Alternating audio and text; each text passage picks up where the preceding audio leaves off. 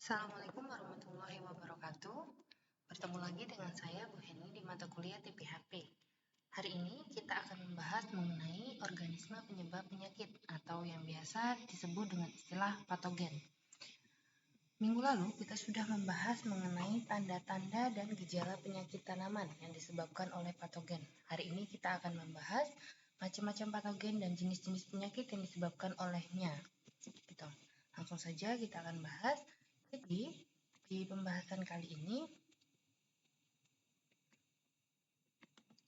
ada penyakit yang disebabkan oleh patogen yang biasa disebut dengan penyakit biogenik dan penyakit abiotik atau penyakit fisiogenik. Nah, penyakit biotik ini penyakit yang disebabkan oleh patogen bersifat biotik, parasit, dan dapat menular. Gitu. Nah, biasanya penyakit biotik ini disebabkan oleh patogen-patogen yang memang dia bisa berpindah atau patogen yang bersifat biotik.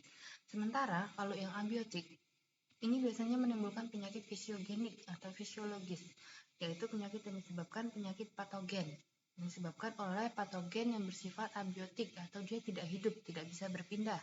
Dan penyakit ini dia tidak menular atau non-infeksius. Minggu lalu kita membahas mengenai faktor penyebab penyakit. Itu ada dua, faktor biotik dan faktor abiotik. Nah, penyakit itu juga ada dua yang disebabkan oleh patogen. Penyakit yang sifatnya menular atau biotik dan penyakit yang tidak menular atau sifatnya itu fisiogenik.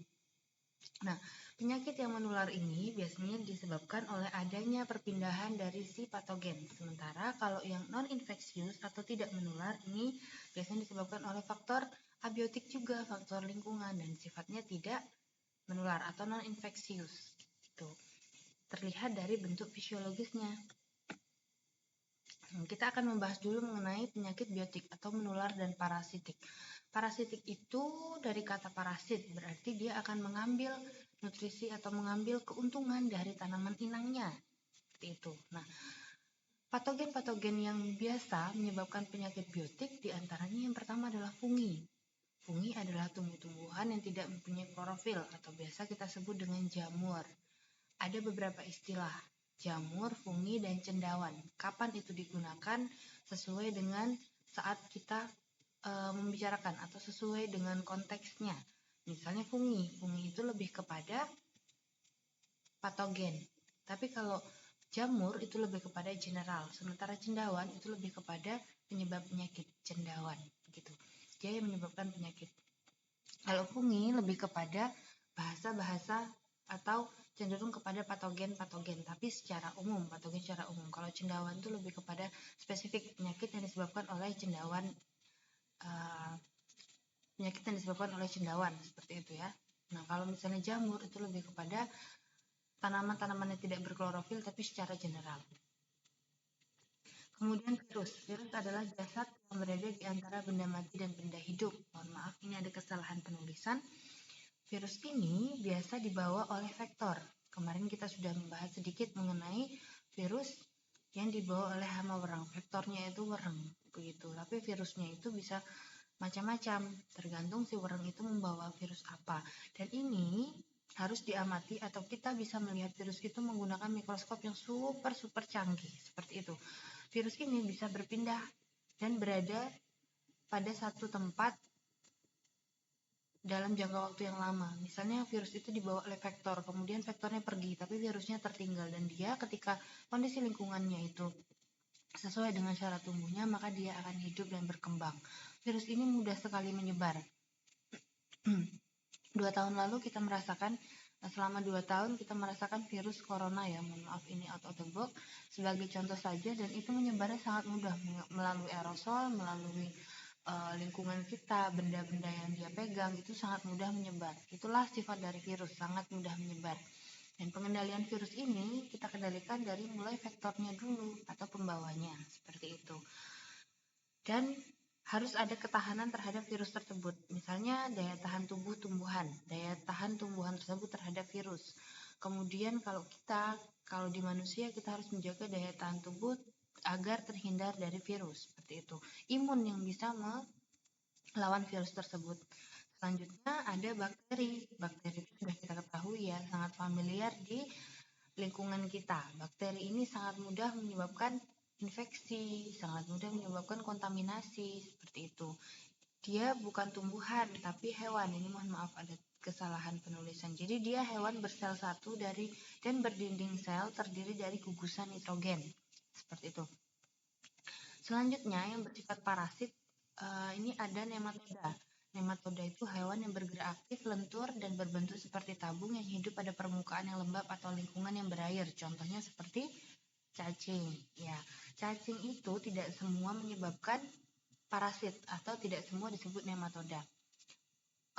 Cacing itu termasuk di nematoda, tapi tidak semua menyebabkan penyakit atau tidak semua bisa dikatakan patogen. Jadi ada cacing-cacing dekomposer yang bisa menyebabkan tanah tersebut menjadi gembur atau malah kita ambil, kita budidayakan, kita perbanyak, dan salah satu indikator tanah tersebut gembur adalah adanya cacing di dalam tanah tersebut.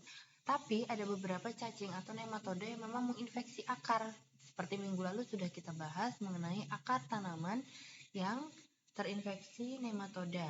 Akar tanaman apa? Akar tanaman tomat yang berbintil. Nah, itu adalah infeksi dari nematoda. Selanjutnya ada tumbuhan tingkat tinggi atau biasanya disebut dengan benalu. Benalu ini sifatnya parasit. Dia akan mengambil nutrisi dari tanaman induk. Nah, benalu ini tumbuhnya dari mana? Bisa jadi dari biji-bijian yang dibawa oleh burung. Kemudian ada juga yang dibawa oleh serangga-serangga, semut, belalang, atau apa seperti itu. Nah, serbuknya dari benalu ini bisa berkembang ketika dia terkena angin, terkena tetesan terkena tetesan air hujan, kemudian terbawa oleh kaki-kaki serangga, seperti itu ya. Nah, ada pembahasan mengenai bagaimana patogen itu berpindah di materi patogenesis dan patogenisitas. Untuk penyakit patogen biotik atau organisme hidup dapat dibedakan menjadi parasit dan saprofit. Nah, kalau parasit itu organisme yang hidup pada jaringan tumbuhan hidup. Jadi dia mengambil nutrisi dari jaringan yang hidup. Sementara kalau saprofit, organisme yang hidup pada jaringan atau tumbuhan yang telah mati. Saudara pernah melihat jamur yang tumbuh atau yang hidup pada batang pohon yang sudah mati? Nah, itu adalah saprofit. Sifatnya dia tidak merugikan. Dia cuma numpang tumbuh saja. Tuh, tidak mengambil nutrisi dari tanaman yang sudah mati. Nutrisi apa yang mau diambil dari tanaman yang mati? Nah, itu adalah saprofit, tidak merugikan. Selanjutnya, parasit dibagi menjadi dua. Parasit dibagi menjadi parasit fakultatif atau saprofit yang dalam keadaan tertentu dapat hidup secara parasitis atau benalu. Jadi parasit ini saprofit, bisa sifatnya saprofit, dia dia tumbuh pada jaringan yang sudah mati. Seperti contohnya benalu, ada benalu yang dia tetap tumbuh di situ meskipun jaringannya sudah mati. Nah, kemudian ada saprofit fakultatif, parasit yang dalam keadaan tertentu dapat hidup secara saprofitis atau jamur. Jadi jamur itu bisa bersifat parasit, bisa bersifat saprofit. Fakultatif itu dia bisa dua kemungkinan, gitu ya. Jadi bisa bersifat dalam keadaan tertentu dia dapat hidup secara saprofitis. Jadi nggak mengambil nutrisi dari jaringan yang telah mati. Tapi bisa juga ketika dia membutuhkan, dia hidup di tanaman tersebut dan mengambil nutrisi dari jaringan yang masih hidup. Itu juga bisa. Selanjutnya, ini adalah perbedaan bentuk dan ukuran patogen tumbuhan yang dibandingkan dengan ukuran sel tumbuhan. Jadi ada ukuran sel tumbuhan, ini adalah sel tumbuhan. Nah, ini adalah perbandingan dari patogen-patogen yang menginfeksi tanaman tersebut atau menginfeksi sel tanaman. Ini adalah kepala nematoda, kemudian ada protozoa. Protozoa ukurannya sebegini. Kalau ini kepala nematoda, kepala cacing. Ini mycelium fungi. Fungi sebesar ini. Ini bakteri. Ini juga bakteri. Kemudian ini bakteri, ini mikoplasma, ini viroid. Viroid itu lebih besar dari virus ukurannya. Ini virus yang paling kecil. Virus itu paling kecil. Ini ada tobacco mosaic virus.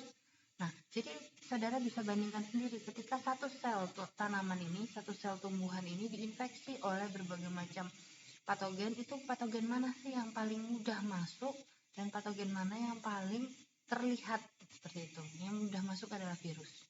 Kemudian viroid, mikroplasma, bakteri, protozoa, atau dari mikroplasma kemudian ke protozoa, baru ke bakteri, fungi, dan nematoda. Jadi nematoda ini yang paling besar menginfeksi tanaman dan mudah terlihat. Selanjutnya kita akan bahas satu-satu dari fungi, jamur atau cendawan. Nah, spesies yang paling banyak menyebabkan penyakit pada tanaman. Dia tidak berklorofil, kemudian dia parasit dan saprofit. Jadi dalam keadaan tertentu dia bisa saprofit, dia bisa parasit. Dia tidak mengambil keuntungan, tapi kadang-kadang juga mengambil keuntungan gitu. Kalau parasit itu dia mengambil nutrisi, kalau saprofit dia tidak mengambil nutrisi. Dia hanya numpang hidup saja, seperti itu. Nah, di sini bisa dilihat bagian-bagian dari si jamur atau si fungi tersebut. Dia punya spora untuk bereproduksi. Jadi sporanya itu yang untuk tumbuh dan berkembang. Dia menyebar kemana-mana. Itu adalah cara dia untuk berkembang biak. Ukurannya mikroskopis hingga makroskopis. Kalau makroskopis yang bisa kita lihat secara langsung. Tapi kalau mikroskopis kita harus menggunakan alat namanya mikroskop. Dia bersel tunggal hingga multiseluler. Masuk ke dalam jaringan tanamannya melalui penetrasi langsung atau melalui luka dan lubang alami. Nanti bisa dilihat di materi sebelumnya yaitu materi selanjutnya patogenesis dan patogenisitas. Di situ ada cara-cara patogen menginfeksi tanaman. Ada melalui penetrasi langsung, melalui luka, melalui stomata, dan lain sebagainya. Kemudian ini adalah perbandingan, sama seperti yang tadi, perbandingan patogen menginfeksi tanaman. Kalau ini kita lihat perkembangbiakannya dia untuk bisa menginfeksi. Kalau fungi mulai dari plasmodium, kemudian dia mecah jadi spora. Spora itu kemudian dia bercabang lagi menjadi miselium.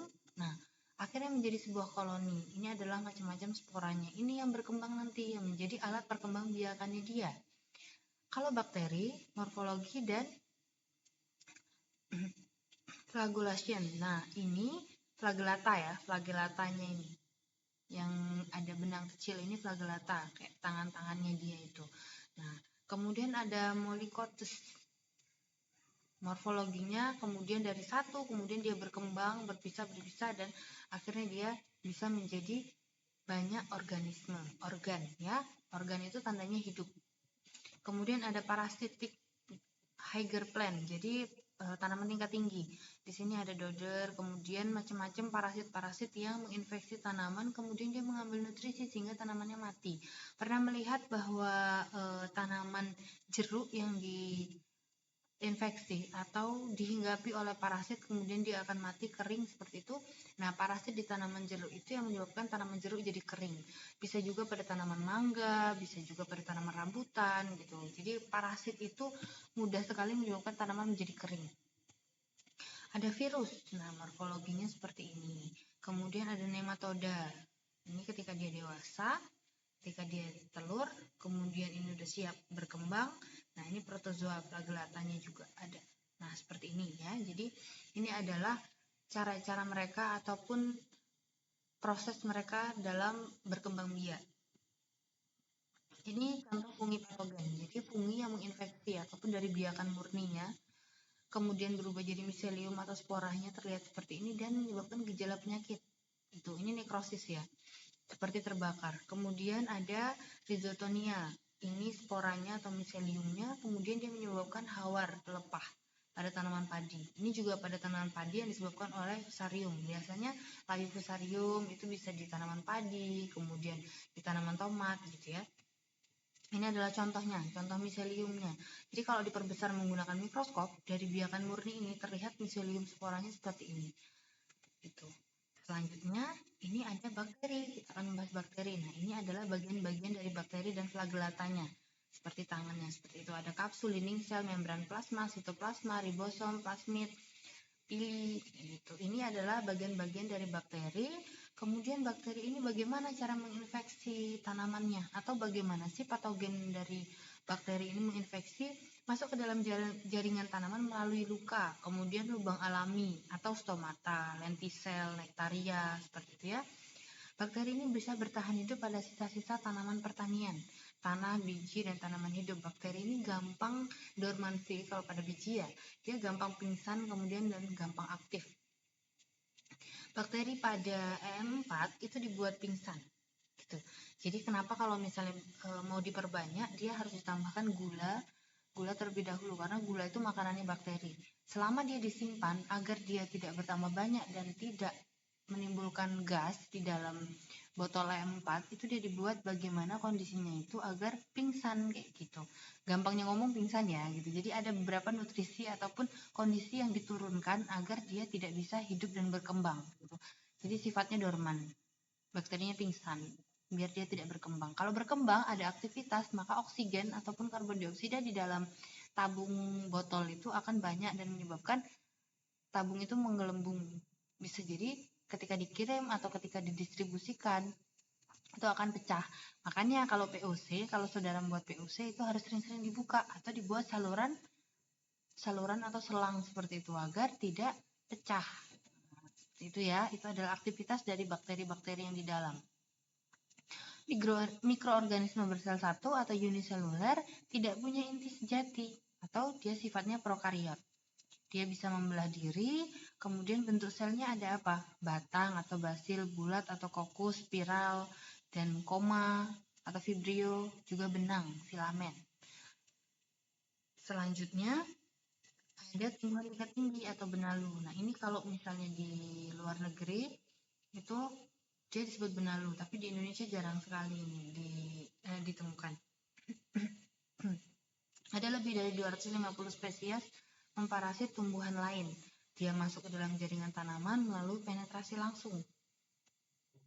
Kalau ini sifatnya itu adalah gulma dan dia bisa menginfeksi ataupun mengambil nutrisi di sekitar tanaman. Penggolongannya ada parasit sebagian atau hemi. Hemi itu semi ya. Hemi parasit bergantung pada tanaman inang untuk mendapatkan air dan mineral tapi tidak mengambil fotosintat. Ini contohnya gulma setan, kalau di Indonesia sebutannya seperti itu. Nah ini hanya mengambil air saja tapi tidak mengambil fotosintat, makanya dia tumbuhnya hanya di sekitar akar, jadi mengambil air dan mineral, jadi dia fotosintesis sendiri. Karena apa? Karena akarnya lebih pendek dibanding akar tanaman inangnya. Kemudian yang kedua, sifatnya itu merusak akar inang, seperti contohnya pada jagung, pada tebu, kemudian mengambil air mineralnya sehingga tanaman itu akan menjadi kerdil, layu, kemudian mati. Contohnya seperti gambar di bawah ini. Yang kedua ada parasit sesungguhnya atau parasit. Hidupnya memparasit inang seperti pada di contoh gambar ini. Kemudian mulai dari biji tumbuh di tanah, kemudian batangnya melilit inang. Nah ini biasanya terjadi di tanaman kopi, di tanaman-tanaman perkebunan besar yang dia memang dililit oleh si parasit dan kemudian dia mati. Satu pohon penuh itu akan terlilit oleh parasit. Parasit mengambil semua nutrisi atau semua fotosintat, mengambil airnya juga, kemudian dia akan terus tumbuh menutupi bagian daunnya sehingga tanaman kekurangan nutrisi, hasil fotosintat tidak terdistribusikan dengan baik dan dia tidak bisa berfotosintesis, akhirnya tanaman menjadi kering dan mati. Kalau di Indonesia biasanya itu tali putri, dan contohnya ini. Tali putri ini akan parasit, melilit batang, kemudian mengambil. Jadi di setiap ini ada akarnya. Akarnya ini mengambil fotosintat si tanaman ini dan akhirnya fotosintatnya nggak didistribusikan karena diambil oleh si akar tali putri ini. Akhirnya pohonnya mati. Selanjutnya ada virus dan viroid. Ini perbandingannya. Virus seperti apa, viroid seperti apa. Gambarnya seperti ini. Nah, tidak berupa sel, tapi dia partikel hidup. Kalau bakteri tadi kan sel ya. Kalau ini adalah partikel hidup. Partikel berarti lebih kecil dari sel. Virus disusun oleh asam nukleat, DNA atau RNA, yang diselubungi oleh protein. Viroid hanya disusun oleh asam nukleat tanpa kapsid. Parasit obligat kemudian masuk ke dalam sel tanaman melalui luka dan vektor serangga. Penyebarannya mekanis, melalui pemangkasan, melalui biji, melalui okulasi, dan gejala yang ditimbulkan seperti kerdil, tanaman kahar-hara, keracunan, dan mutasi gen ya, karena dia adalah asam nukleat RNA dan DNA, mudah sekali dia bermutasi. Gejala kerdil ini berarti kalau digabungkan dalam satu kelompok besar penyakit, dia termasuk dalam hipoplasia karena dia kerdil, tidak bisa tumbuh normal seperti pada umumnya. Selanjutnya ini adalah penyakit yang disebabkan oleh virus. Yang pertama, gejala serangan pada tanaman padi yaitu kerdil. Ini bisa jadi kahat-hara juga, kekurangan nutrisi N atau kurangan nutrisi P. Bisa kita perhatikan di sini kalau misalnya disebabkan oleh kahat-hara itu hampir keseluruhan tanaman ini akan berwarna kuning kalau kahat-hara. Tapi kalau misalnya gejala serangan hanya di sini, nah bisa jadi ini virus. Gitu. Bisa jadi virus. Jadi kalau ke kahat-hara itu biasanya menyeluruh hampir satu luasan. Tapi kalau misalnya gejala serangan patogen itu biasanya hanya ngeblok saja. Yang kedua ini, faktornya adalah warang hijau. Dia membawa virus. Ini adalah partikel virus basil dan bundar. Basil tadi apa? Batang, ya. Kokus itu bulat. Jadi basil dan kokus. Ini perbesaran mikroskop mengenai partikel virus. Selanjutnya ada nematoda. Nah, ini adalah contoh gambar nematoda. Seperti cacing ya, ini diperbesar. Nah, termasuk kingdom animalia, binatang karena dia punya sel, dia biotik, sifatnya bisa berpindah. Organisme, hidup berarti ya, organ hidup. Berbentuk benang atau cacing kecil tidak bersegmen, tidak ada sekat-sekatnya. Kemudian pengelompokannya berdasarkan posisi cara makan. Nah, dia bisa tinggal di dalam akar, nah ini, ektoparasit tidak masuk ke dalam akar tanaman, hanya ada di luar tanaman saja. Jadi menginfeksi dari luar. Tinggal di sekitar tanaman. Kalau bakteri namanya rhizosfer ya, di sekitar akar. Kalau ini nematoda ektoparasit, jadi dia nggak akan masuk ke dalam akar. Kemudian semi endoparasit dapat berpindah dari dalam tanah ke akar atau sebaliknya. Endoparasit, semi endoparasit dan endoparasit seluruh tubuhnya masuk dan tinggal di dalam akar, makan dari dalam akar juga. Nah, ini yang paling merugikan adalah yang endoparasit, di mana dia tumbuh, makan, berkembang biak di dalam akar. Gitu. Siklus hidupnya 3-4 minggu. Setelah itu dia akan mati. Tapi walaupun dia mati, tapi dia meninggalkan telur-telurnya. Kalau yang sifatnya endoparasit, dia akan meninggalkan telurnya di dalam akar. Sementara kalau semi endoparasit, dia meninggalkannya bahkan di dalam dan di luar akar gitu. Lebih banyak tuh. Bisa nanti ketika si telur-telur cacing ini sudah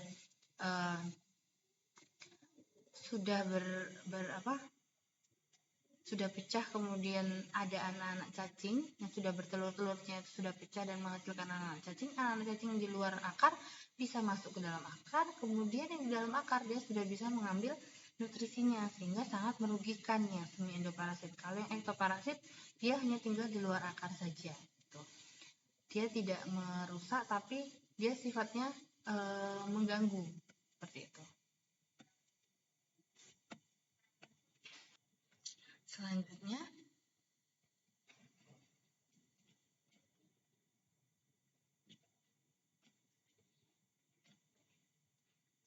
contoh penyakit yang disebabkan oleh nematoda. Ini ada nematoda ektoparasit. Dia terlihat seperti di luar ya. Kalau ektoparasit kan dia di luar ya. Kemudian ini ada yang nematoda endoparasit. Dia bisa dicirikan dengan bengkak pada akar, pada tomat, wortel, kentang seperti itu. Dia bisa berpindah dari dalam dan luar. Nematoda endoparasit berarti dia tinggal ya, maaf. Dia tinggal di dalam akar, kemudian mengambil nutrisi, mengambil mineral air, kemudian dia berkembang biak hidup di dalam akar. Selanjutnya ini adalah gejala serangannya. Nah, pada tanaman tomat itu gejalanya bintil-bintilnya seperti ini. Ini kalau dibelah di dalamnya ada nematoda, tapi harus kita amati menggunakan mikroskop. Ini pada tanaman wortel. Jadi ada bintil-bintilnya seperti ini. Ini yang tanaman sehat, ini tanaman yang sakit yang diinfeksi oleh nematoda. Selanjutnya abiotik. Nah, penyakit abiotik ini tidak menular dan non parasitik, tidak infeksi, tidak menular. Nah, disebabkan oleh suhu terlalu rendah atau terlalu tinggi sehingga tanamannya bisa menggulung, kering, keriting. Kemudian kelembaban tanah kurang atau berlebihan. Ini Dengan adanya kelembaban tanah yang berlebihan, itu bisa jadi adanya nematoda di situ. Ada keterkaitan antara penyakit abiotik dan biotik. Dengan suhu yang rendah, tanah yang lembab, temperatur yang dingin, itu bisa mengundang si nematoda untuk tinggal dan hidup di situ. Cahaya yang kurang atau berlebihan. Cahaya yang kurang kemudian menyebabkan suhunya rendah, temperaturnya juga rendah. Itu tadi berhubungan dengan adanya patogen biotik. Oksigen yang kurang, ini bisa menyebabkan tanaman kurang berfotosintesis loh. Tanaman kan membutuhkan karbon dioksida Bu untuk berfotosintesis. Iya, tapi ketika dia melakukan katabolisme dia membutuhkan oksigen. Sehingga ketika dia malam hari, dia bukan mengeluarkan karbon dioksida tapi dia ketika malam hari dia tidak menghasilkan karbon dioksida tapi dia ketika katabolisme, tumbuhan itu membutuhkan oksigen untuk proses katabolismenya, gitu. Jadi tetap membutuhkan oksigen. Kemudian polusi udara. Polusi udara itu menyebabkan tanaman menjadi kurang sehat. Tapi beberapa jenis tanaman bisa menyerap polusi udara. Contohnya adalah bambu. Ya, bambu. Bambu itu bisa menyerap polusi udara. Bambu Cina ya. Kalau misalnya di jalan-jalan, di pinggir jalan itu ada bambu yang batangnya kuning. Nah, itu biasa digunakan untuk menyerap polusi udara. Kemudian apalagi sansevieria. Sansevieria itu bisa menyerap racun-racun yang ada di udara, polusi udara, sehingga beberapa tanaman sansevieria itu diletakkan di dalam indoor atau ruangan. Selain menambah estetika, dia juga menyerap racun-racun. Kalau ada yang ngerokok, ada yang nge-vape, kemudian ada polusi di udara dalam ruangan itu akan diserap oleh si sansevieria. Selanjutnya defisiensi nutrisi. Nah, defisiensi nutrisi ini bisa dilihat kecenderungan tanaman dalam luasan tertentu itu memiliki tanda-tanda atau gejala yang seragam. Nah, kalau misalnya cuma ngeblok saja itu biasanya disebabkan oleh patogen. Kemudian keracunan mineral. Nah, sebenarnya mineral itu bisa menyebabkan keracunan nggak sih Bu? Bisa ketika dia memang dalam dosis yang tinggi atau yang berlebihan sehingga tanaman itu akan keracunan. Sesuatu yang berlebihan itu menyebabkan keracunan. Kalau kekurangan itu defisiensi hara. pH tanah yang terlalu rendah, asam itu bisa menyebabkan keracunan juga. Kalau yang terlalu tinggi, basa juga bisa menyebabkan keracunan sehingga memang akan dibuat suatu pengamatan atau penelitian terlebih dahulu sesuai dengan syarat tumbuhnya atau tidak. Kalau sesuai maka dia akan tumbuh optimal, kalau tidak maka harus kita kendalikan, harus kita usahakan agar pH tanah ataupun lingkungannya dia tumbuh itu bisa sesuai. Sampai sini ada yang mau ditanyakan? Ketika nanti ada materi yang kurang jelas, silakan saudara tuliskan di forum ya, forum diskusi. Nanti akan saya buatkan tempatnya. Saudara silahkan bertanya, nanti akan saya jawab melalui forum diskusi atau bisa ditanyakan di pertemuan selanjutnya. Begitu, semoga bermanfaat, selalu jaga kondisi, sehat selalu. Saya akhiri, wassalamualaikum warahmatullahi wabarakatuh.